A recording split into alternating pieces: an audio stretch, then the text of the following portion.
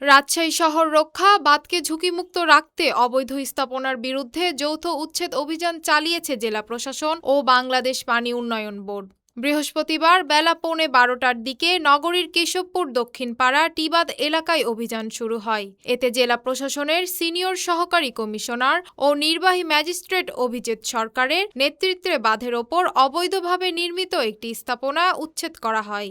পাওবর নির্বাহী প্রকৌশলী আরিফুর রহমান অঙ্কুর জানান, শহর রক্ষা বাঁধের নিরাপত্তা নিশ্চিত করতে এবং সরকারি সম্পত্তি সংরক্ষণের লক্ষ্যে এ অভিযান শুরু হয়েছে। আমাদের পানি উন্নয়ন বোর্ড এবং জেলা প্রশাসনের তত্ত্বাবধানে আপনার রাজশাহী শহর রক্ষা বাঁধ এলাকায় অবৈধ দখলদার উচ্ছেদ কাজ বাস্তবায়ন করা হচ্ছে।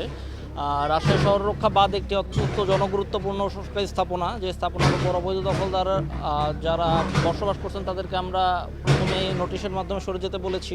পর্যায়ক্রমে জেলার অন্যান্য চিহ্নিত এলাকাতেও উচ্ছেদ কার্যক্রম পরিচালনা করা হবে। নির্বাহী ম্যাজিস্ট্রেট অভিজিৎ সরকার বলেন, অবৈধ দখলদারদের আগেই একাধিকবার নোটিশ ও মাইকিংয়ের মাধ্যমে সতর্ক করা হয়েছিল। এরপরও স্থাপনা অপসারণ না করায় পূর্ব ঘোষিত কর্মসূচি অনুযায়ী উচ্ছেদ অভিযান পরিচালনা করা হয়েছে।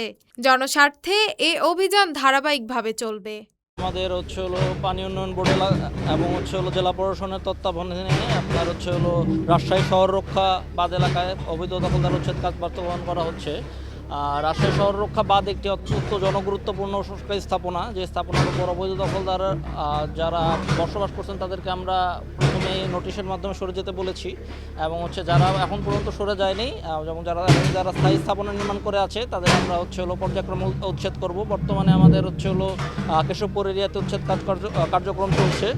এই কার্যক্রম অব্যাহত থাকবে। আমরা পর্যায়ক্রমে বিভিন্ন এরিয়া সিলেক্ট করে সেই এরিয়ার অবৈধ দখলদার উচ্ছেদের জন্য নোটিশ করব এবং সেটা যারা সেই উচ্ছেদ কার্যক্রম আগেই সরে যাবে তারা তো সরেই গেল, আর যারা সরবে না তাদের আমরা উচ্ছেদ করে দিব।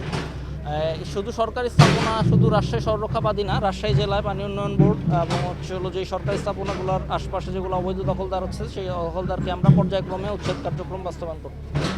আপনারা জানেন যে এটি হচ্ছে রাজশাহীর শহর রক্ষা বাঁধ।